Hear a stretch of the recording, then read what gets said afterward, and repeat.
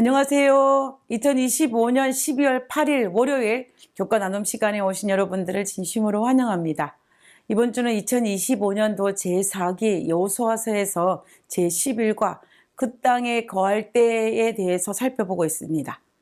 요단강 동편의 땅을 분배받은 르우벤과 갓과 므낫세 반지파가 가나안 정복을 마친 후에 전리품을 챙겨서 가족들에게 돌아갔습니다. 그들이 돌아가는 길에 큰 오해의 소지가 될 수 있는 한 사건이 발생합니다.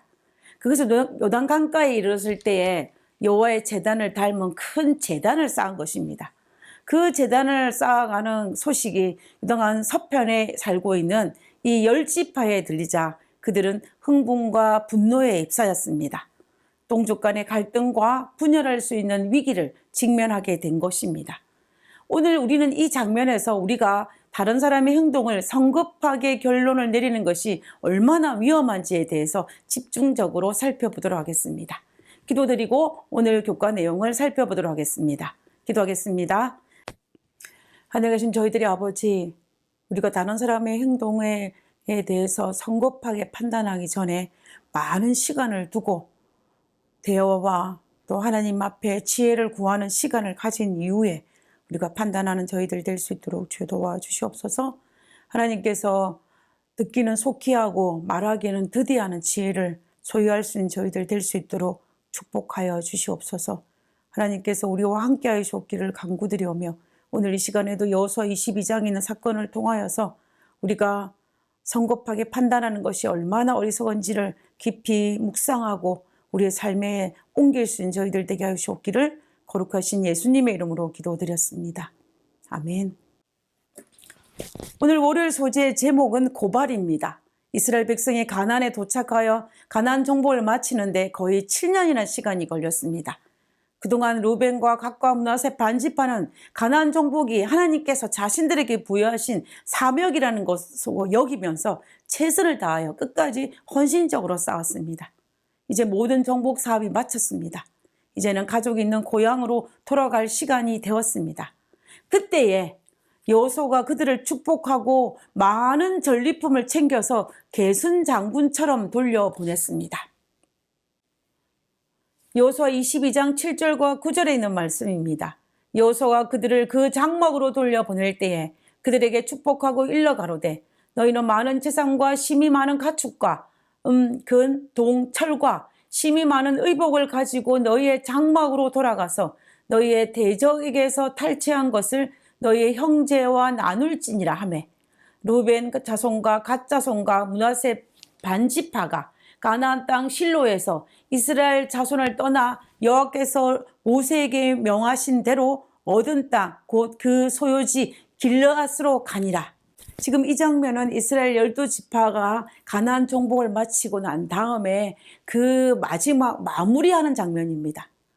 요단강 동편으로 떠나보내는 10지파의 마음도 좋았을 것입니다. 그리고 떠나는 2지파 반도 행복했을 것입니다. 아름다운 결말입니다. 이 이야기가 여기서 끝났다면 얼마나 좋겠습니까? 그러나 뜻하지 않게 한 문제가 발생합니다. 그것은 돌아가는 길에 요단강을 건넜을 때 갑자기 요단 강변에 실로의 번제단과 비슷한 큰 제단을 쌓는 일이 발생한 것입니다. 여호수아 22장 10절에 있는 말씀입니다. 르우벤 자손과 므낫세 반지파가 가나안 땅 요단 언덕가에 이르자 거기서 요단가에 단을 쌓았는데 볼만한 큰 단이었더라. 11절에 이스라엘 자손이 들은즉 이르기를 르우벤 자손과 갓 자손과 므낫세 반지파가 가나안 땅의 맨 앞편 요단 언덕가 이스라엘 자손에게 속한 편에 단을 쌓았다 하는지라. 이 소식을 들은 가나안에 거주한 10지파는 놀라움과 분노와 흥분에 사로잡혔습니다. 왜냐하면 하나님의 율법은 성전 이외의 다른 곳에서 예배하는 것을 금지하였습니다. 만약 그렇게 하는 자는 사형에 처하라고 하였습니다. 만일 이 제단의 목적이 제사를 드리기 위한 것이었다면 이것은 그냥 두고 볼 수 없는 큰 문제였습니다. 필시 백성들은 참 신앙에서 돌아서게 될 것이라고 그들은 생각했습니다. 이로 말미암아 큰 재앙이 이스라엘 온 진영에 내릴 것이라고 그들은 생각했습니다. 우리나라 속담 중에 자러보고 놀란 가슴, 소뚜껑 보고 놀란다라는 말이 있지 않습니까? 이것은 크게 한번 놀란 경험이 있는 사람은 비슷한 사울만 보고도 똑같이 놀라거나 겁을 낸다는 의미입니다. 이스라엘 백성들은 불과 몇 년 전에 가나안 땅에 들어오기 바로 직전에 발람 사건을 통하여서 우상 숭배가 얼마나 무서운지 직접 경험하였습니다. 그래서 혹시 요단강 동편에 있는 사람들이 여호와의 제단 외에 다른 제단을 쌓아서 제사를 드림으로 우상 숭배를 한다라고 오해를 했습니다. 이대로 가만히 두면은 발람 사건 때처럼 이스라엘 민족 전체에 무서운 재앙이 되어 돌아올 것이라고 그들은 생각했습니다. 그래서 그들은 흥분하였고 분노하였던 것입니다. 이 사건을 이대로 방치하게 되면 안 된다라고 생각했습니다. 그래서 그들은 서둘러서 백성들의 대표자들이 실로에 모여들었습니다. 그들은 흥분과 분노가 고조되어서 정말 곧바로 요단강 동편 지파들과 싸우자라고 제의를 하였습니다. 요단강 동편에 거주하는 이스라엘 백성과 그리고 요단 서편에 거주하는 이스라엘 백성들 사이에 전쟁이 일어날 분위기가 형성된 것입니다. 이것이 이스라엘 첫 번째 민족 전쟁이 일어날 위기에 처한 순간입니다. 그러나 신중한 몇몇 사람들이 분노와 흥분에 사로잡혀 있는 자들을 진정시키고 우리가 먼저 그들이 왜 제단을 쌓았는지 그 이유를 한번 조사를 해보자라고 제의를 하였습니다. 이 제안을 받아들여서 제사장 비느하스와 각 지파의 대표자들을 보내 진상을 파악하기로 결정하였습니다. 대표자들이 요단강 서편으로 찾아갔습니다. 이때에 요단강 서편 대표자들은 이 사건에 대한 진상을 알기 위해서 요단 동편 사람들에게 정중하게 문의하는 대신에 의심과 날카로운 책망의 말로 고발하였습니다. 여호수아 22장 16절에 있는 말씀을 보면 여호와의 온 회중이 말하기를 너희가 어찌하여 이스라엘 하나님께 범죄하여 오늘날 여호와를 쫓는 데서 떠나서 자기를 위하여 단을 쌓아 여호와를 거역하고자 하느냐라고 하였습니다. 그런데 이들의 고발 내용에는 정말 문제가 많이 있습니다. 그 문제를 몇 가지만 찾아보면요. 첫 번째는 이들의 고발 내용은 타당한 근거를 둔 고발 내용이 아니었다는 것입니다. 우리가 여호수아 22장 16절에 있는 고발 내용을 보면은 요단 강변에 쌓은 제단은 여호와를 거역하기 위해 쌓은 것이라고 미리 단정을 짓고 하는 말처럼 들립니다. 철저한 조사도 없이 타당한 근거도 없이 단지 그들이 가진 의심에 의해서 단정을 짓고 고발하는 내용입니다. 마치 발람처럼 백성에게 우상 숭배를 하도록 유도한 것처럼 책망하는 그 마음을 가지고 그 말투로 고발한 것입니다. 그리고 두 번째는 고발하는 사람의 본심에 문제가 있습니다.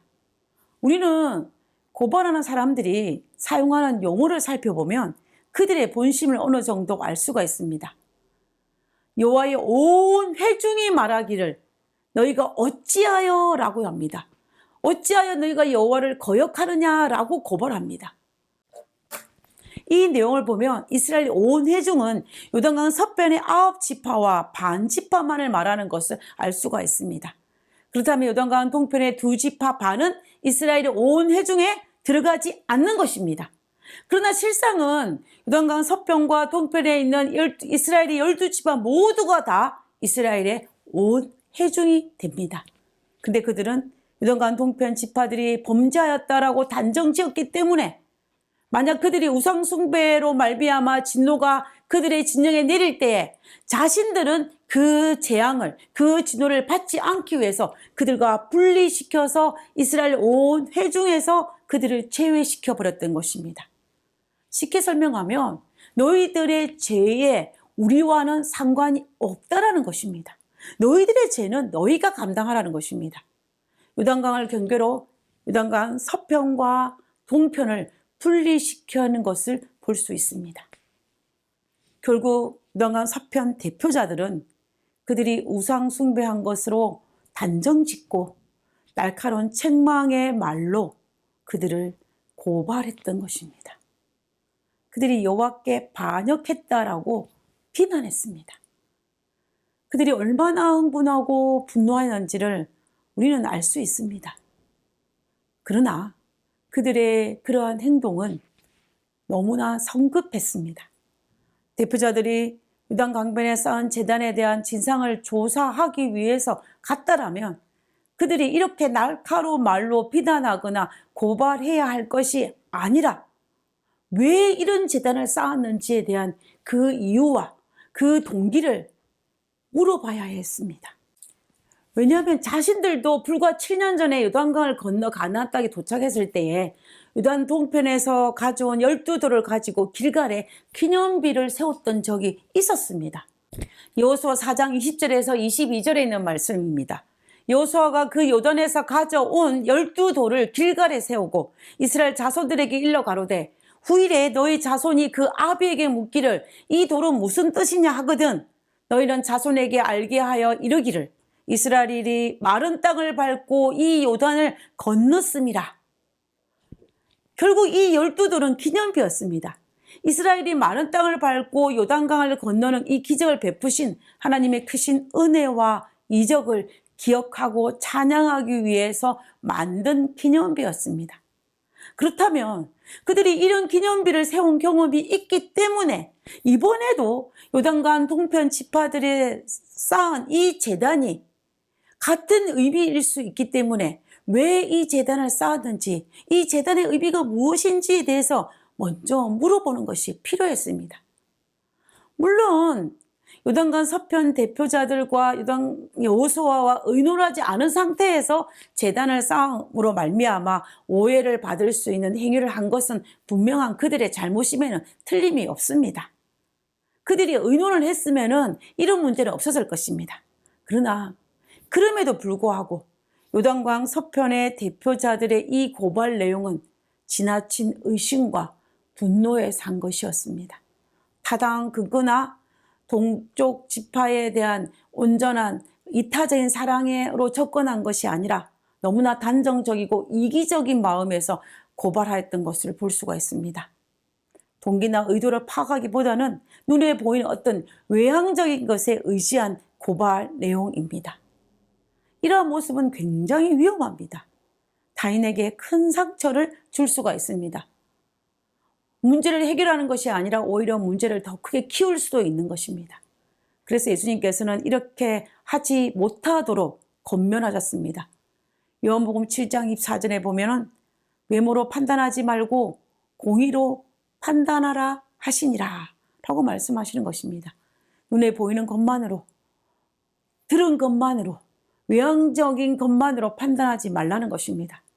그러므로 우리는 예수님의 이 권면을 따라서 타인의 동기도 알지 못한 상태에서, 확실한 이유도 알지 못한 상태에서 우리가 가진 짐작만으로, 의심만으로 섣불리 판단하고 행동하는 실수를 범하지 않아야 됩니다. 우리는 매사에 가능한 최선을 다해서 신중하고 타인을 배려하고 사랑하는 마음으로 모든 것을 바라볼 수 있는 우리가 되기를 진심으로 바랍니다. 하나님께서는 우리가 그러한 사람이 되기를 바라고 계십니다. 하나님께서는 우리가 그러한 마음을 가진 사람으로서 타인을 대하고 타인을 배려하고 우리에게 있는 어떤 문제들도 해결하기를 바라신다는 사실을 우리는 잊지 말아야 할 것입니다. 우리는 이 사실을 기억하면서 오늘 교과를 기도하고 마치고자 합니다. 기도하겠습니다. 하나로 만드신 우리가 열심히 일하면서도 갈라져 서로 다른 존재가 되는 때가 있습니다. 때로 사소한 부주의가 큰 문제가 되기도 합니다. 서로를 배려한 마음을 더해주시고 우리의 마음을 지켜주셔서 주님 뜻 가운데 회복하게 하옵소서.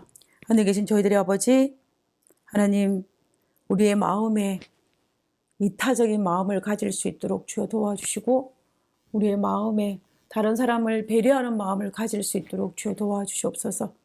그래서 부주의하게 다른 사람을 오해하고 의심하지 않도록 도와주시고 그로 말미암아 사소한 문제가 큰 문제가 되지 않도록 우리를 지켜주시옵소서. 아버지여, 우리의 어리석음으로 말미암아 문제를 일으키는 저희들 되지 않도록 도와주옵기를 간구하며 우리가 하나님께서 명령하신 그 명령을 따라서 서로 사랑하고 아끼고 배려하는 마음으로 이 모든 것들을 바라볼 수 있는 저희들 되게 하시옵기를 거룩하신 예수님의 이름으로 기도드렸습니다. 아멘.